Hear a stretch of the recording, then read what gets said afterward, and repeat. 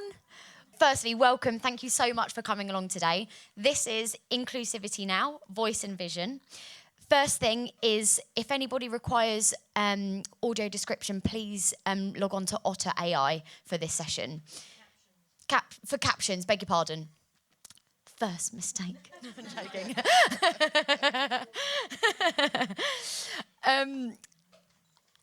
I'm Jessica Han. I'm a voice and casting director, and I am a white woman with long blonde hair, and I'm wearing a long blue dress today.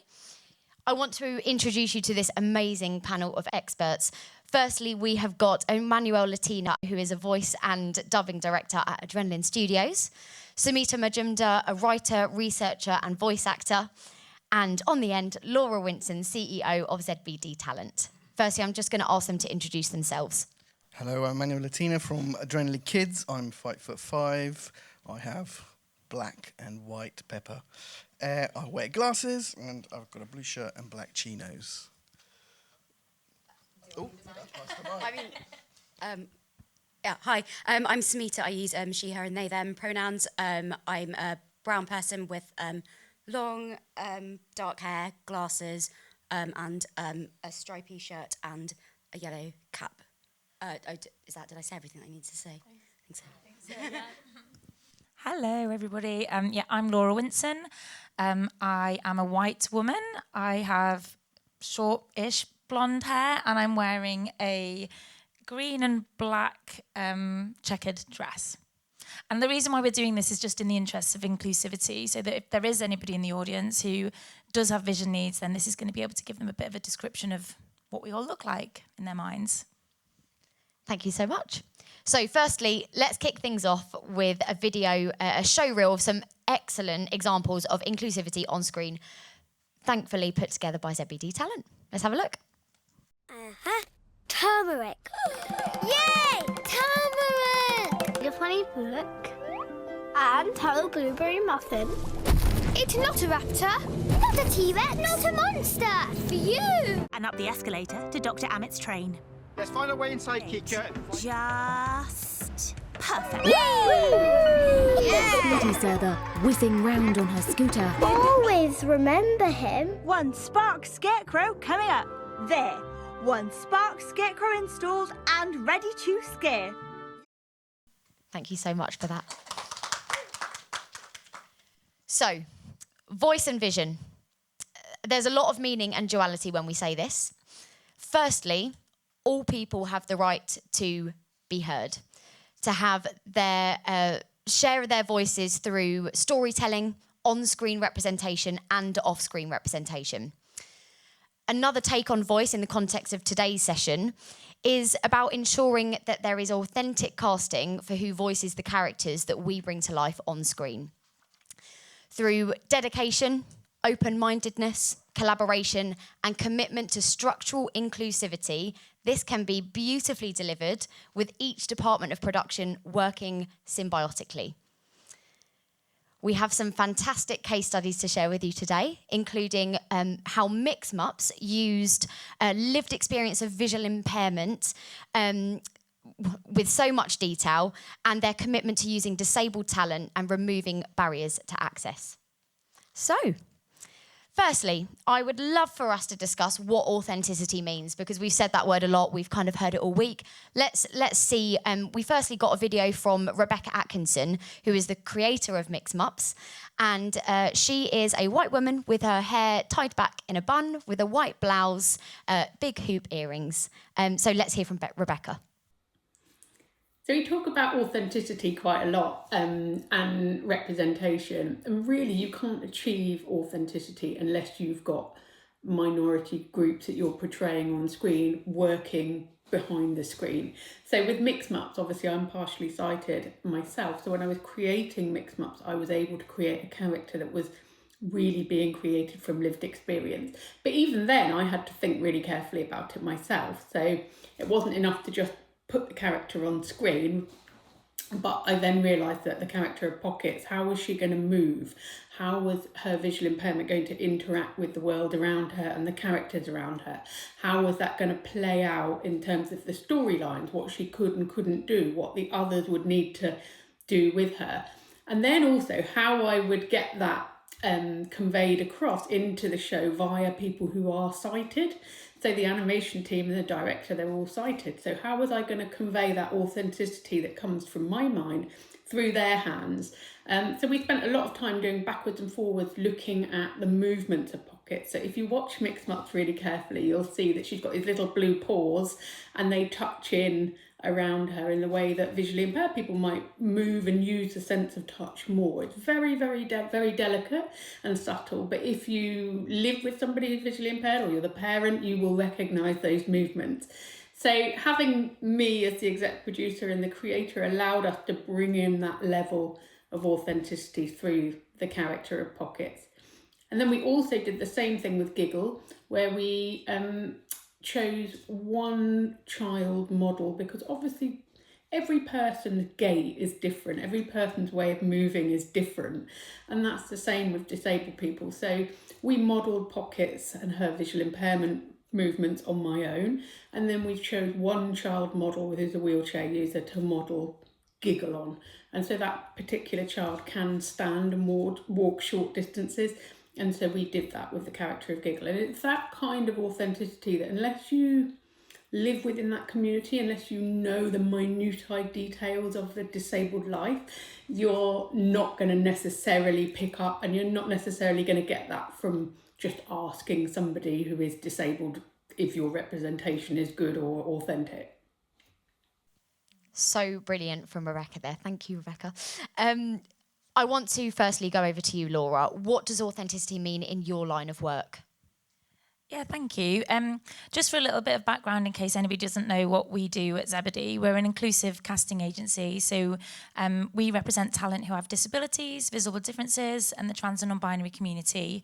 Essentially anybody who has typically found it difficult to get representation from typical agencies.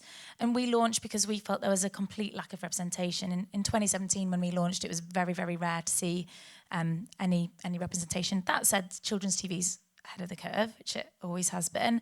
But yeah, so we exist because we want to change that. And I guess authenticity is about being real and true, genuine and honest, being able to represent people in real world situations that they would be in.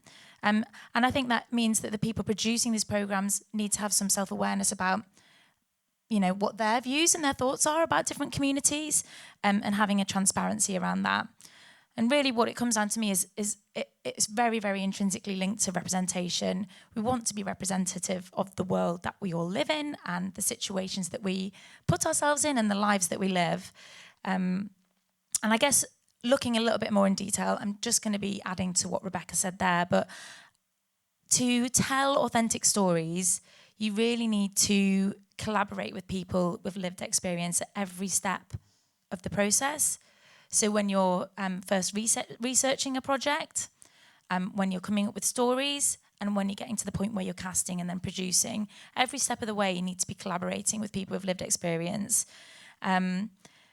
People think that disability is not very common. It's very, very common. Around 20% of the world's population have a disability. So in this room, 20% of you are likely to have a disability. You might not have told the people sitting next to you that you have a disability, but the likelihood is that people in this room do have a disability.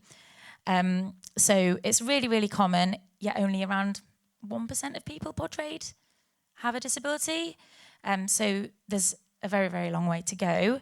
But this is why we're here having this conversation now, because hopefully you can feel energised and confident to take your thoughts around authenticity and representation to action.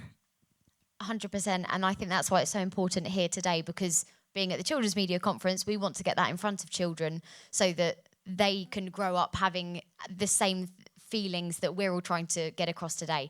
Emmanuel, I'd love to come to you to hear about your thoughts on authenticity. Thank you, Laura. Hello. Oh, a little bit about Adrenaline Kids as well. Adrenaline Kids is a studio. We basically work on the voiceover side of things. So once the images are and the characters are created, we come in and help cast for the voice, the sound, and authenticity is so important because of that honesty, the truth. We need that in the performance.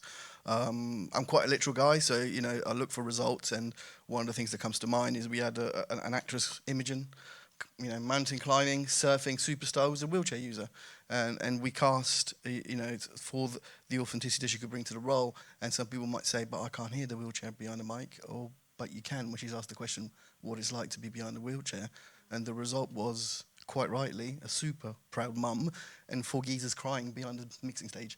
So that kind of thing you can't bring unless it's authentic and it's true. So that's what we're for. Absolutely. And I think lived experience here is going to be something that you hear all of us talk about every time, because it's so true, which leads me really nicely onto Samita. I'd love to hear about what authentic voice means to you, the duality of this and lived experience. Also, I'm autistic, and my experience of voice acting was for paper I'll show Pablo, where we had an autistic character called Pablo, who had these book animal friends who are all the different parts of him, and Paper Owl had intentionally looked for autistic voice actors for that, but all of these book animals were also different parts of Pablo's thinking, and to me that was a really good opportunity for authentic representation of autism, because you can be so many different things at one time. Those things can be conflicting and contradicting, but it meant that there was opportunity for all of us on the voice cast who were autistic but very different from each other, and presenting different perspectives of this one character at any one moment or situation. And that to me is it's authenticity through multiplicity, which to me is more authentic than trying to squash everything down to just one flat thing and saying this is what it is.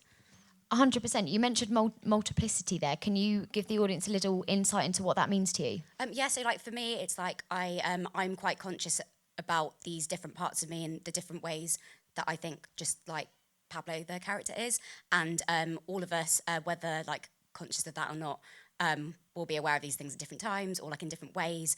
We might present in one way and feel another thing. And to me, it's also to be authentic to me. Sometimes I get quite confused when that's supposed to just mean just one thing, because I can be a version of myself, and then I might like that version or not like that version, but that version it's still me. All of those parts are still me, whether I choose to say, oh, that's the real me or not. It's still I sort of think of it as performance of the selves, and all of these parts are that is real.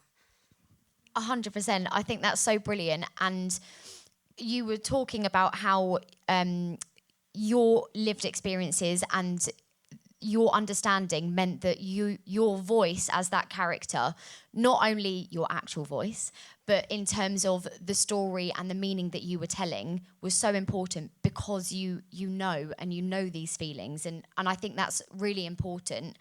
And I wanted to touch on one of my experiences and how important it is to have to do things authentically, and casting we'll come on to a little bit later. But I've been working on a show where one of the characters, the animated characters, had an upper limb difference. And so in order to make sure the writing and the language that was used in the writing was authentic and real, we used a consultant, and that consultant also has an upper limb difference. And it meant that there's a beautiful, I wish I could tell you about it, but there's a beautiful part of the story where the character interacts with some other characters, and they talk about the character's upper limb difference, and it's written so beautifully and so real that the actor that we used said exactly the same thing has happened in her real life as it was written. And if we didn't use a consultant, we wouldn't know how to do that in an authentic and real way. Emmanuel, I just wanted to see if you have anything else to add in terms of authentic voice. So portraying... I know that we've sort of spoken about authenticity. Yeah. I'm putting you on the spot, I'm sorry. I'm thinking, because we mainly started as a localization company. So authenticity also meant other things to us, such as making things culturally appropriate. So you got to have a diverse team that can understand the materials and understand the pairing of the cultures that sometimes we were localizing from and to. And one of the things, I spent hours adapting this line, and for weeks I couldn't get it, and it's back to the collaboration. And once I actually decided, yes, I failed. I need to talk to people. I talked to my Turkish director. I should have talked to him first. And I said, what's going on here? And he went, yes, that's a saying that we have, and it means this. And mainly, it was a saying that it's basically, live your life to the max. And there was no translation. And, me struggling on my own just wasn't, it was never going to do it. And the collaboration is so important. You've got to surround yourself with people that understand what's happening. Yeah. 100%. And I think that's why, Laura, when you came to us with the idea of voice, it's not just about, obviously, the voice of animated characters, but it's about the voice of people's stories and the voice of people's experiences. So, yeah, absolutely. Which really nicely leads us on to casting. Laura, please tell us about authentic casting. Yeah, so more and more so recently, there are roles written for people who have a disability. Which is great, because when we first launched in 2017, that just didn't happen. There was barely any roles, and we were kind of pushed into the position where we had to put people forward for roles. We wanted to put people forward for roles where disability wasn't mentioned. That was kind of out of duress, but of course we want all of our talent to have the opportunities put in front of them and to be able to work on screen and behind the scenes. So, but thankfully now there are more roles written for people with disabilities, so that's great. And something I just wanted to say on that. So when you are, I think there's people are worried about being tokenistic, or like, do I need to write disability into this brief? I've just explained about how common disability is. So really, you should really be thinking about disability when you are writing for multiple characters. I think people are worried about being tokenistic, but something I would say is that catering for what you might see as a minority group, it doesn't alienate the majority. We all appreciate inclusion. We all appreciate diverse stories. I mean, and there's plenty of research out there to show that audience appreciate diverse stories. So that's just something to bear in mind. But what I also love, as well as this roles written for people with disabilities, is incidental casting. So when we have our guys, so incidental casting, I mean that somebody has been they've been successful in getting a role and they have a disability. So it's not written into the role, but that now is in the role, and which is great. Adds some nuance, some depth. And we've had it time and time again where I can name a few things, like a whiskey advert. Had one of our young men who's autistic playing a lead role. We've got Jessica working on jobs where there's been incidental casting. We had a short film where a girl with Down syndrome was cast as the main child character. No mention of disability in that brief. So all of those, we love it when that happens, basically. And like I said, it was out of duress because very few roles are written for disabled people. And you really do have to avoid reducing a person to just that one part of their identity. Disability is just one part of somebody's identity, somebody's character. So they can just be represented living their daily lives, coming to a conference, going to the pub, like whatever it is. Although I don't know how many people go to the pub in kids' TV, but never know.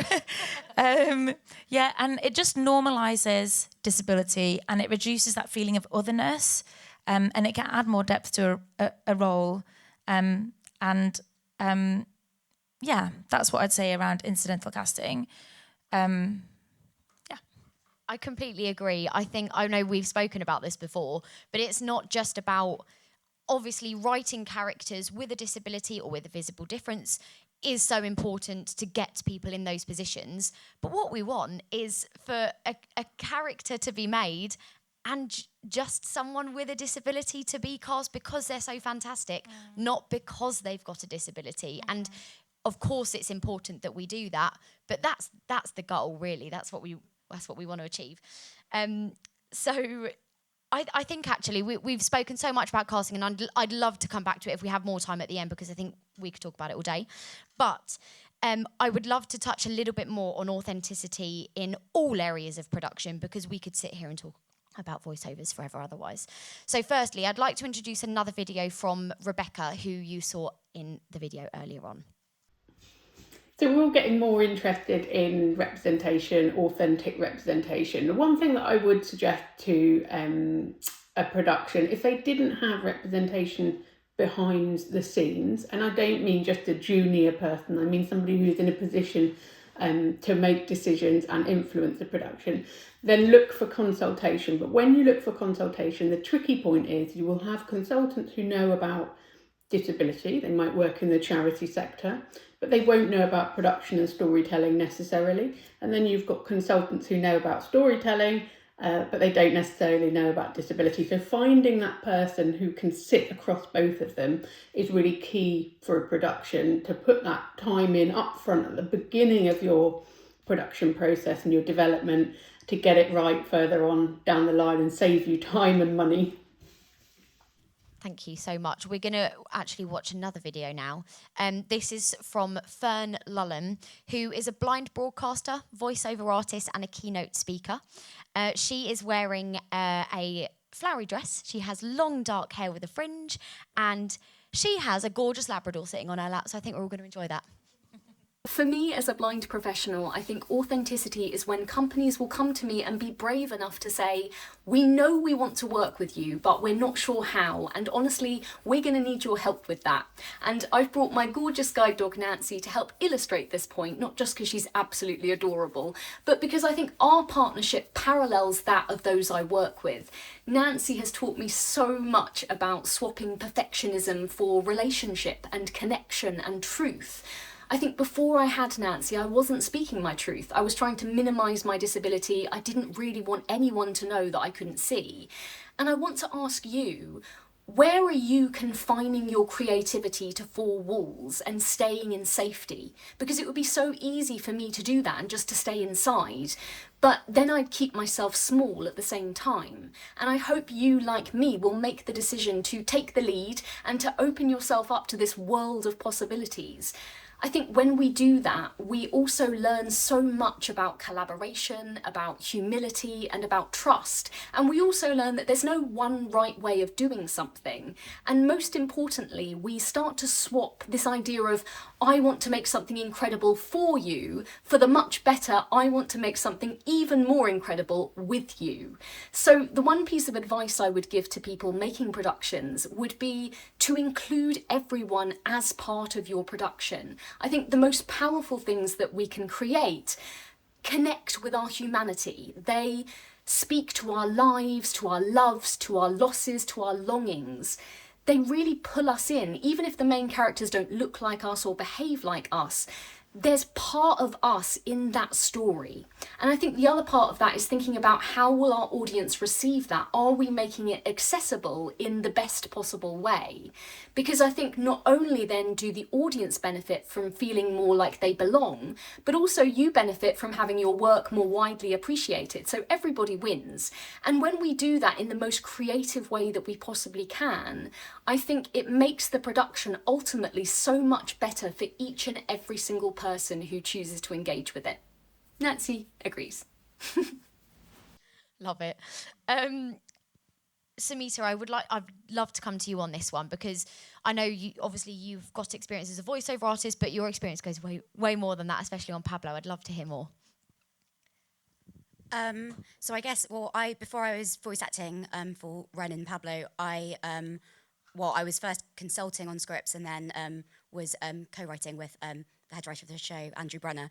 And I was actually very newly diagnosed as autistic at that time, but also newly accepting and of being autistic. And the show, just the way that I worked on the show and all of that access sort of gave me the confidence to embrace that. And I can't remember if I'm diverting from your question or not, but tell me if you want to prompt me to... No, this is perfect. Okay, and so basically that process was really important because being able to then go through that process, and then when the show was out, I think that was also the first time that a lot of people were publicly aware that I was autistic through the show. And so I think because of that, I really... it felt really important to me because it just felt like such a privilege, such a great opportunity that I felt like I wanted to use that to sort of as part of a lot of the advocacy work that I do, and I think that's why it's important for that all of the other autistic writers and autistic voice actors, because again, like I said before, that we're all different from each other, but then that's really important that we are all autistic, representing this autistic character in the show, because that's allowing not just one autistic person to share that view, but a lot of autistic people to like then be expressing things about themselves and like the differences in the way, like the differences between us for other autistic people watching that. And so it's kind of like, I guess in this context, it's more than the show that was being made. It's like everything that was around the show, as well as everything that led, all the access that led up to that as well. Absolutely. And you spoke about your diagnosis of autism and you accepting. What about the team that you worked with? How was that? What was the access like with the team on Pablo? Yeah, so I was incredibly lucky to have like such a unique experience because it was intentionally like designed for like they were looking for autistic writers and voice actors, and therefore that's very different to, I think prior to that I wouldn't have been disclosing that I was autistic in that way, and so because of that, the team already knew that I was autistic, and also because of the writing work that I'd done, I'd sort of gone into like my experiences and my way of thinking. I felt very comfortable. I trusted that they wanted to be involved because of like the skills that I had to share those things, and so therefore I was able to I got what I call permission to unmask. To permission to be like my authentic self, and so like I didn't need to. It was like I knew that because of the context of the show, I wasn't going to be judged like stimming or anything like that. I didn't really have permission to be before in that same way. I wouldn't have been publicly stimming, and I think embracing that then led on to, I guess like now, because since the show, like I now facilitate groups for autistic young people who would have grown up with the show Pablo in the World. They would have grown up watching that when they were at that preschool age, and like having those spaces where like they have permission to be, and like just seeing how that travels. It's like it's more than like just a show, but it's amazing that with like film and TV, it can like go out to like so many different places. But it's like someone might watch something, they might not think about it for years, but then that might come back in other ways. So brilliant. Samita, thank you so much. I wanted to ask Emmanuel if you have any, we're going to get onto studio stuff in a minute, which, by the way, can't wait for, but do you have any experience similar to what Samita was just talking about? How does that fit in with how you work at your studio? I think the ethos for us is the bravery. Don't shy away from it. Embrace it, open arms, go for it, collaborate with them, ask people, what is it that, how can we work for you? How do we best do it? We have over 90 AD writers at Adrenaline, not Adrenaline Kids, but on the Adrenaline group in 30 languages, and we work with them individually, and we're just working with one particular voice artist who's visually impaired, and we're putting processes in place together so that we can cue them and they can fulfill what they need to do. So that's how we bring equity to it. So bring that equity. Have that conversation. I don't cast Marcus because he's got ADHD. I cast Marcus because he's awesome. So, and when he comes, he delivers, and he can do those fast lines faster than anyone I know. And, I'm just like, wow, you did that, and you did it in one take. So, yeah, embrace it. That's what I would say. And Laura, what about you? So we're talking about sort of other areas of production here that might not necessarily be casting. How do you ever get asked about that when one of your talent is cast in something? Mm-hmm. Yeah, so we developed something at Zebedee, our own access rider.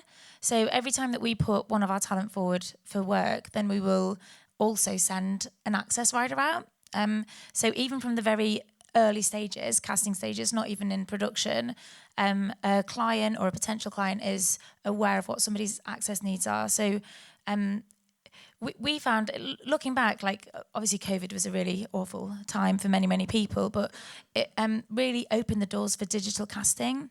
And digital casting really opened the doors for many disabled people, because there's so many issues in terms of access, getting around studios around London. If you have a physical need or have a learning disability or you are neurodivergent, the underground is not made for people with disabilities. So to get around to casting studios is really, really tricky. So digital casting was a really great thing to come from COVID. And yeah, access riders, there can be, sometimes people need very, very few adjustments to make something accessible. Like sometimes nothing. But it's just around the confidence of being able to work together to work that out, really. And just see what they are. We've had people working on set where they've had a learning disability and are neurodivergent, and they've set up a pop-up tent for them to just be able to get some quiet space away from everybody and just kind of reset. And then things like accessible studios, like we know it is really, sometimes it can feel really tricky to get an accessible location, but there are many, many accessible studios out there as well. So it's just a case of asking, like we do have accessible studio lists as well. Language, I think, is a tricky thing. I think a lot of the time people worry about talking about disability in case they say the wrong words surrounding disability. So again, the best thing to do is ask a person about their preferred language. And I can say from all of the talent that we work with, really they would prefer to be included and somebody maybe get something a little bit wrong to start with than to be excluded entirely. Definitely. And you mentioned something there about asking. I mean, that's got to be tip number one, always ask. And Sumita, you were talking to me yesterday about being asked is so brilliant, but also creating a space where you feel comfortable enough to answer that question. Can you, I know that Pablo's a specific example because the show was written around autism, but how could other productions and other projects take that on board in terms of creating the right environment? I mean, like the first time that, well, when I was doing the voice acting, I think that was the first time I'd sort of had someone in a workplace say, "Is there anything you need?" And at the time, that was really emotional for me, and I couldn't think of anything that I did need, but that was, like, for me at the time, that was enough what I needed. And I think, like, beyond that, like, because like my access needs in terms of the voice acting it's been like being autistic, but there's like other, like, it's experience of OCD, chronic unwellness, things like that. So it's like, I think it's just knowing that, just like people taking the care, because also access riders are really brilliant, and but a lot of people are like hiding their neurodivergence and their disabilities for various reasons, and like how can you reach out for, like, to help people to, like, and also even when people do find out, it's like people don't necessarily know what they need because they don't know what exists and what does help. And so, like, I think if production companies sort of had examples of things, like there's things that, like, from like since then, and like with the research that I've done and the access work that I've done, I now know there's lots of things. So for example, in the voice booth, I like paper, I'll printed out the scripts on coloured paper, and that was so helpful for the, like, the glare of the light. But like people who haven't even tried that might not even know that that would be really great. And then just other things like that they gave me, like before reading a line out, I asked if they could, like, just say, like, bleep or like a word before, because otherwise I just don't talk for ages. And then things like some, like, when I first go in, I won't be able to, sometimes I won't, like, I'm fine once I get going, but I'll just not be able to, I'll like freeze for the first like bit. And I think just knowing that that's fine to communicate about that, but that's from like being comfortable enough to have, and like being facilitated to feel comfortable enough to have that time to figure things out. So I think actually, like, being able to prompt that in people who haven't been through that process of thinking about things, but also just making sure that the workplace is, like, feels like a safe environment to disclose those things and to, like, to have permission to be, and to unmask in those ways, because that's for, like, the people that are just like invisibly disabled, but like are not confident enough to, like, express those things. 100%. And I think that's why we're all here, which I'm so grateful that there's so many of you listening, is for exactly what you've said, that we need more people to give the space, give the time, and listen to those needs, so that we can make sure people feel comfortable to express what they need in the first place. So important, which again nicely leads us on to studio. I am so excited about Emmanuel's studio. When he was telling us the other day, oh my gosh, I can't wait to go and visit. Please tell us about your studio. Oh, okay. Well, it was born out of COVID, the Adrenaline Kids side of it. COVID. Can you tell us what Adrenaline Kids is, please? So yeah, Adrenaline Kids is a studio built for kids. Not just kids, because now the grown-ups have taken over. They like it so much.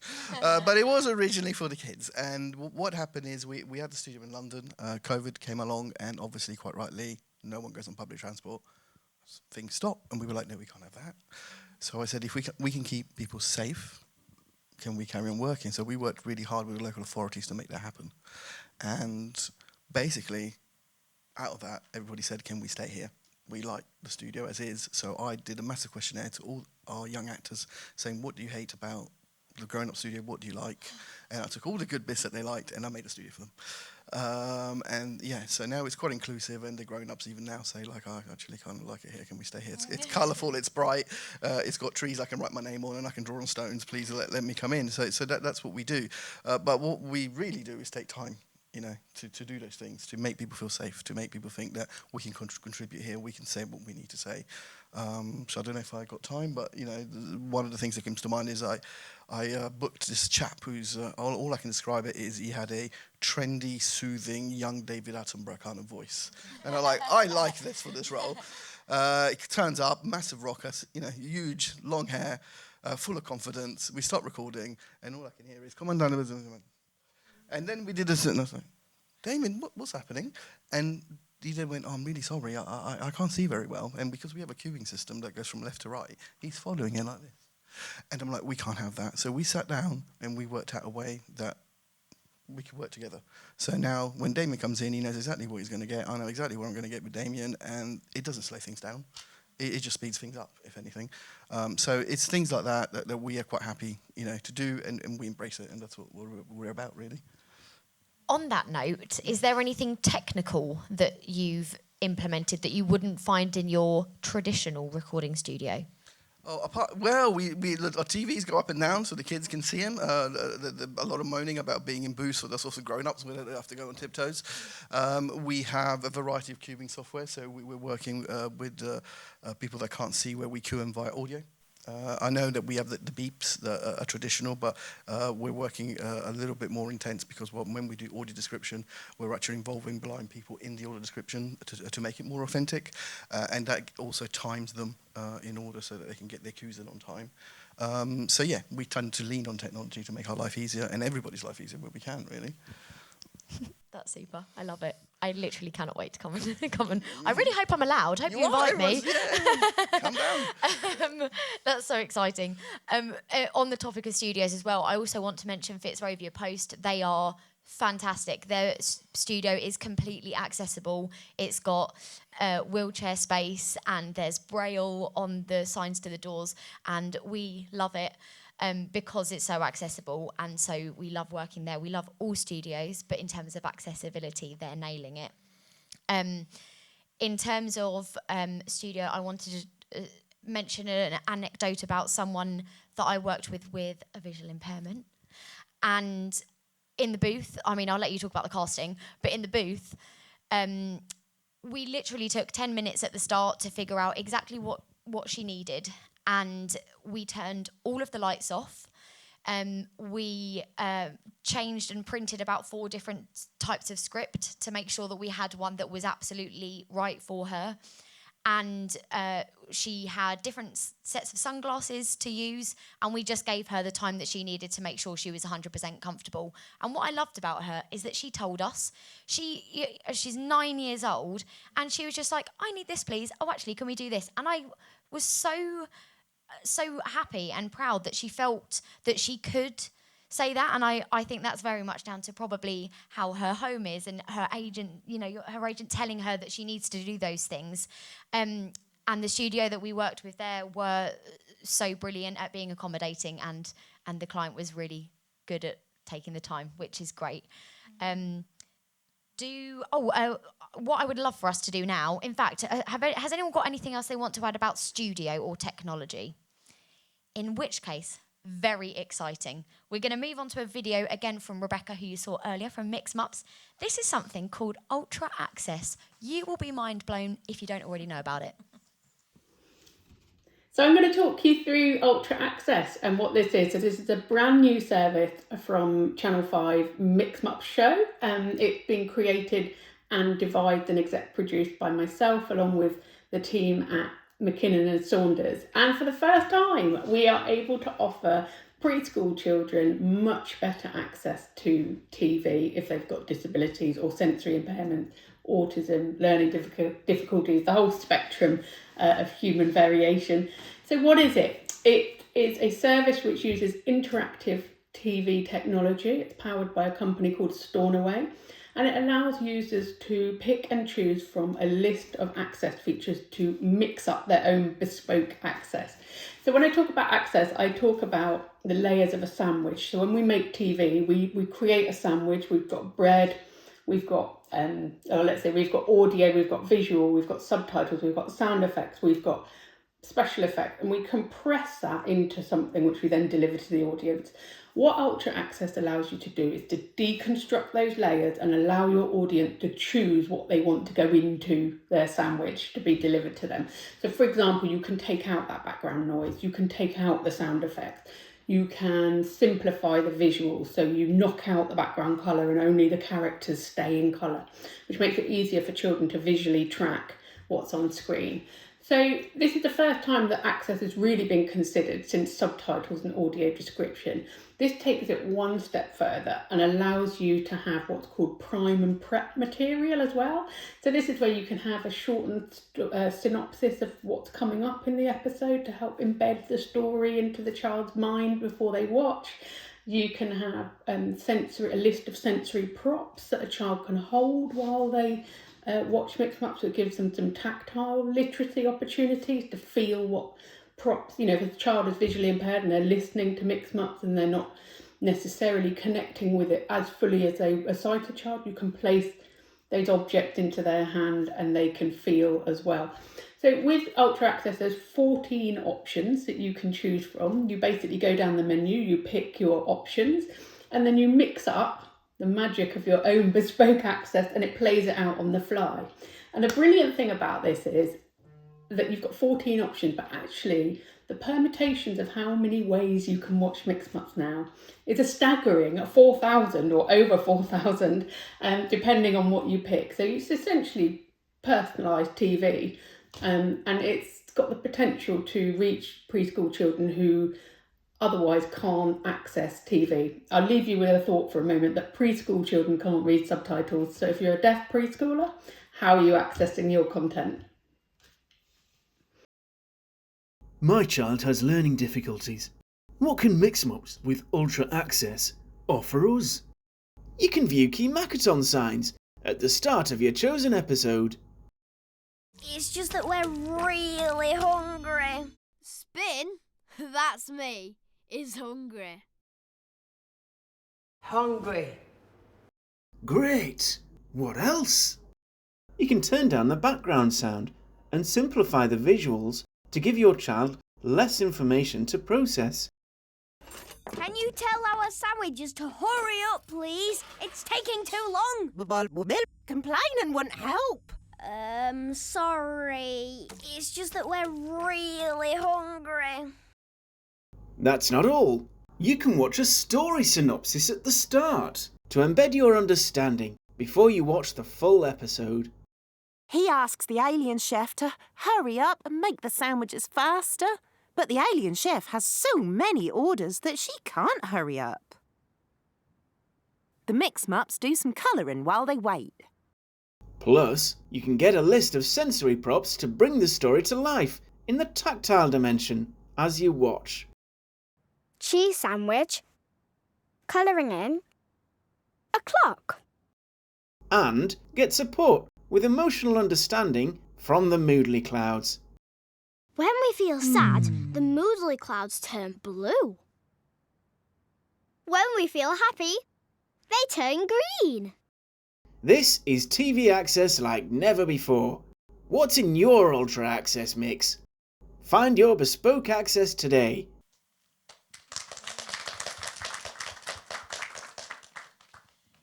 I think it shouldn't be called Ultra Access. It should be just standard, really.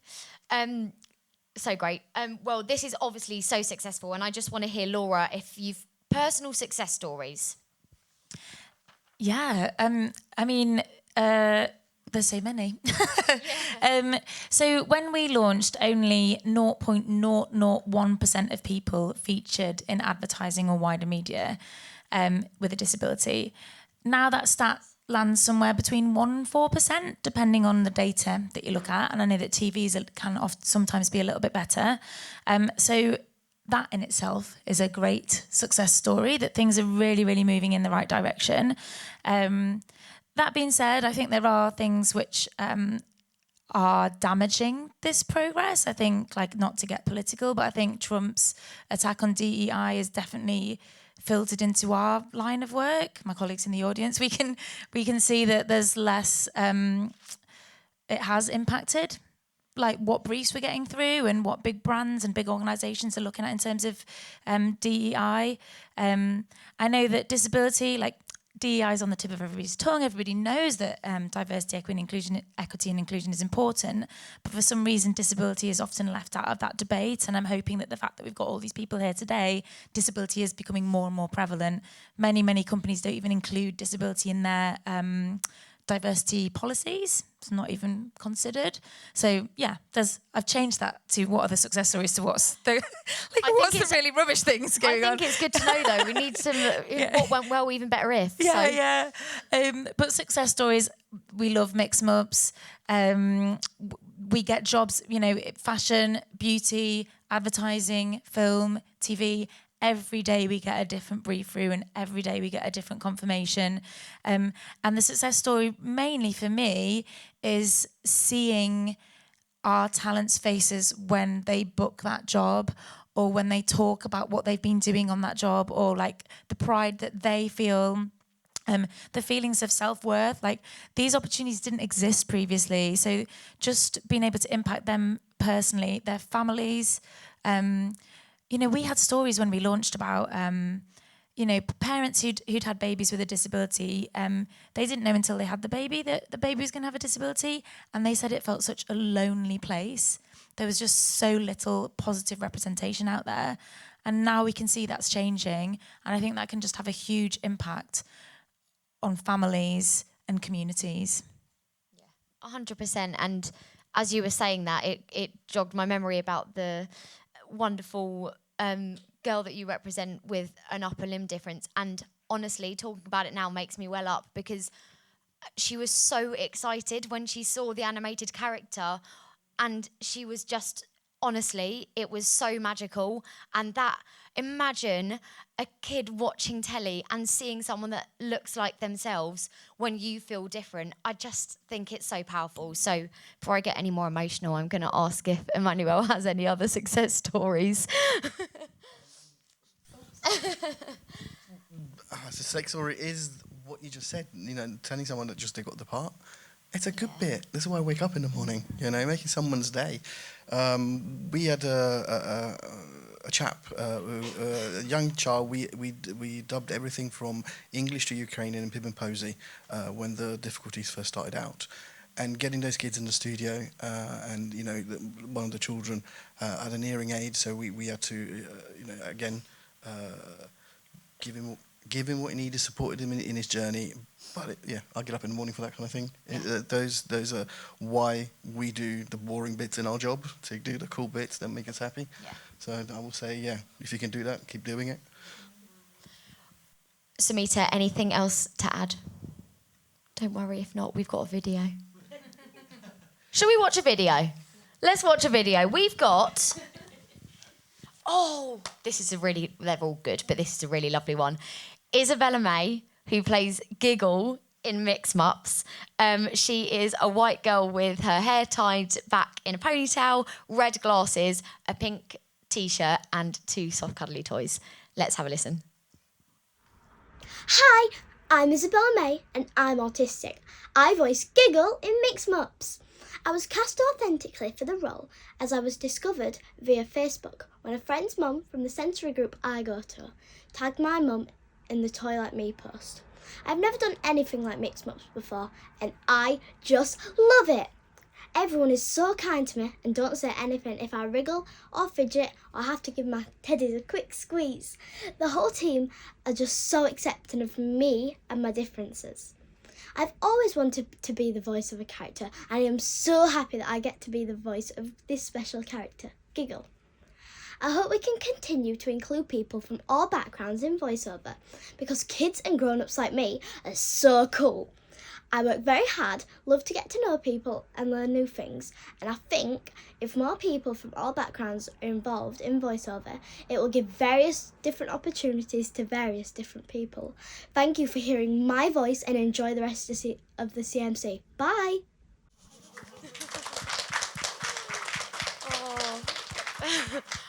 My heart is feeling very full. I want to just ask Laura. We're close to questions if anyone has any practical tips. A few key takeaways. So I would love, this is my ask, to move this conversation to action. So I want you all to start your inclusion journey today, if you haven't already started it, or take those next steps in your journey.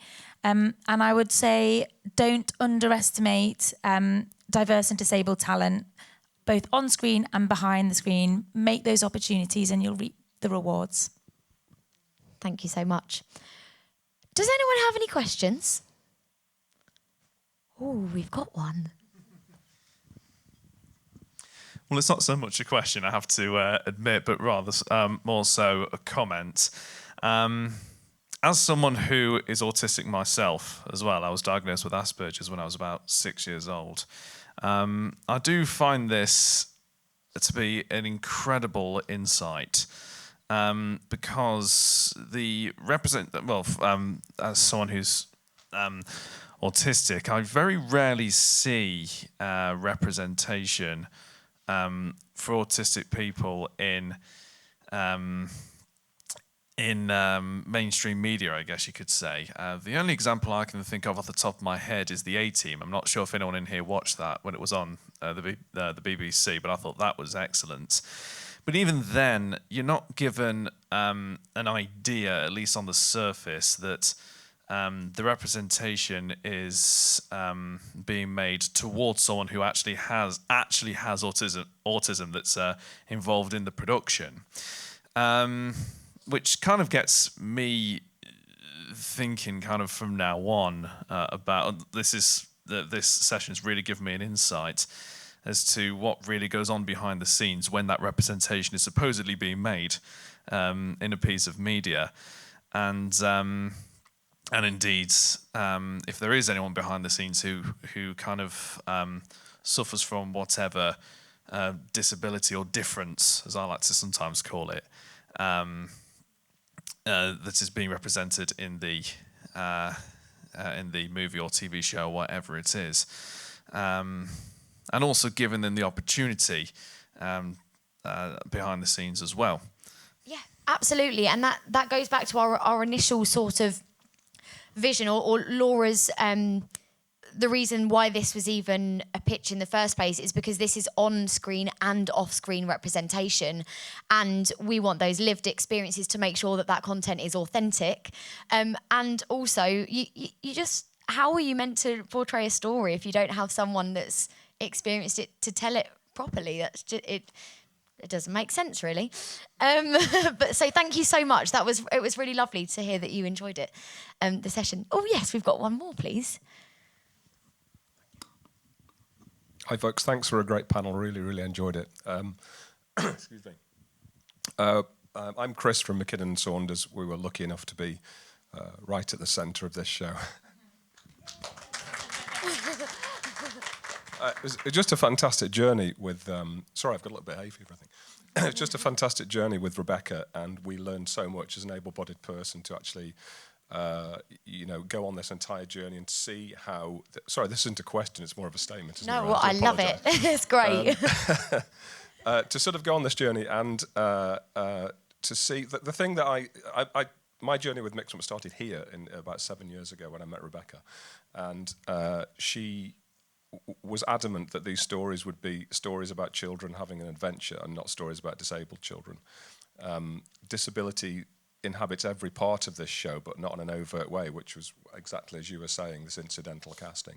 And over the 52 episodes of Mixmups, only 2 directly address a disability of the characters. Everything else it's informed by, but it's not overt on screen, which really attracted all of us to it. And I think that's exactly what Rebecca wanted. And one hates to use the term normalise, but normalises that. I could go on all day about the Mixmups because it's been such a great couple of years. However, one thing that you said that I think if anybody in here is a producer or in a position of influence anywhere in the media, the sort of language that our American cousin is using about D&I, I'm starting to hear that from certain political parties in this country.